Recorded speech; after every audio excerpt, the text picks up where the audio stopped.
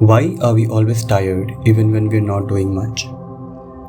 Let me start with a very specific kind of tiredness, not the kind you feel after physical work, and not the kind that goes away after a nap. I am talking about the tiredness where your body is fine but your brain feels heavy. You wake up tired, you sit down to work tired, and by evening, even small things feel like effort. Now, most people blame sleep, motivation, or discipline, but research tells us that this kind of fatigue has very little to do with laziness. It has to do with how modern life uses your brain. And once you understand that, the solution stops sounding vague and starts sounding practical. Chapter 1. This is a mental fatigue, not the physical fatigue. Neuroscientists make clear distinction between physical fatigue and mental fatigue. Physical fatigue comes from muscle use. Mental fatigue comes from sustained cognitive demand. Daniel Levitin in The Organized Mind explains that the brain burns glucose every time it switches attention. So even if you're sitting all day, if your attention is constantly shifting, your brain is working hard. That's why you can feel exhausted after a day of emails, messages, decisions, and notifications, even though you've barely moved.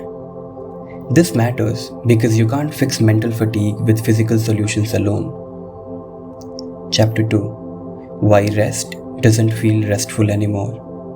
Now, here's the part most people get wrong. We think we are resting, but neurologically we aren't. Scrolling, binge watching, and constant content consumption keep the brain in a stimulated state. Studies on attention recovery show that the brain recovers best in a low stimulus environment, silence, nature, or monotony. So when you relax by scrolling for 2 hours, your body rests, but your brain doesn't. That's why you can lie in bed all day and still feel mentally drained. Chapter 3. Decision fatigue, the invisible energy leak. Now let's talk about something very concrete. Decisions. Roy Baumeister's research on decision fatigue showed that the quality of decisions drop as the number of decisions increases. Now, here's where people push back. They say, but decisions are important. I can't stop deciding. And that's true. But not all decisions deserve fresh mental energy. Most of what drains you are repetitive, low-impact decisions. What to wear, what to eat, when to work out, when to check messages. So the solution isn't fewer decisions overall, it's fewer repeat decisions. That's why high-performing people standardize routines. Not because routine is magical, but because it protects cognitive energy for decisions that actually matter. Chapter 4. Why busy feels productive but drains you overall. Philosophy describes modern exhaustion as a result of self-imposed pressure. No one is forcing you anymore, but everything feels possible. You could do more, you should optimize more, so we stay busy. But busyness without meaning doesn't replenish energy. Viktor Frankl explains this clearly. Energy is sustained not by ease, but by purpose. When effort is disconnected from meaning, it feels heavier than it should. That's why people can work long hours on things they care about and feel alive, while short days of meaningless work feel exhausting. Chapter 5. Dopamine overload and energy crashes. Dr. Anna Lemke in Dopamine Nation explains the key idea. Too much dopamine doesn't make you motivated, it makes you numb.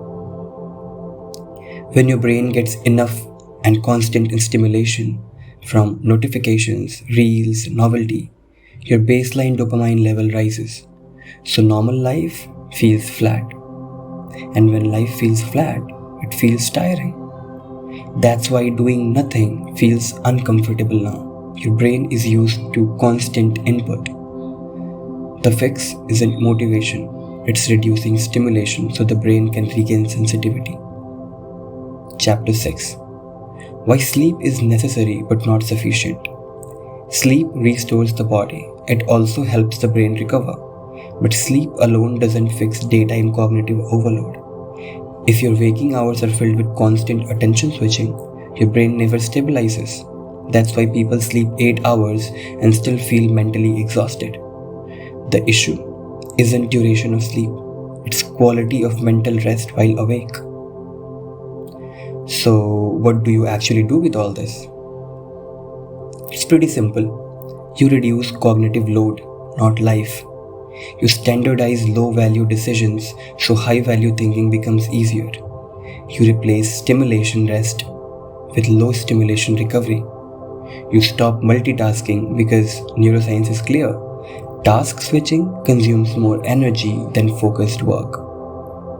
And you reconnect effort with meaning, even small meaning. So if you're tired all the time, don't immediately assume something's wrong with you.